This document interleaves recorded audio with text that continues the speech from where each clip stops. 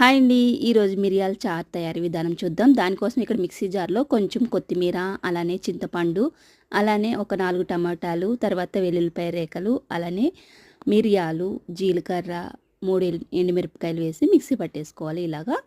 ఇప్పుడు స్టవ్ వెలిగించుకొని ప్యాన్ పెట్టుకొని దాంట్లో ఆయిల్ వేసుకొని వెల్లుల్లిపాయలు, ఆవాలు, జీలకర్ర, అలానే కరివేపాకు వేసుకొని వేయించేసుకోవాలి. ఇప్పుడు దీంట్లోకి కొద్దిగా పసుపు, అలానే కారము 1 స్పూను, అలానే రసం పొడి 1.5 స్పూన్ వేసుకున్నాను. వేసుకొని ఇవన్నీ కూడా కలిపేసుకోండి. కలిపేసుకున్న తర్వాత మనం ముందుగా రెడీ చేసి పెట్టుకున్న ఈ పేస్ట్‌ని ఏసేసి, అలానే సరిపడా నీళ్ళు కూడా వేసుకొని బాగా మరిగించుకోవాలి.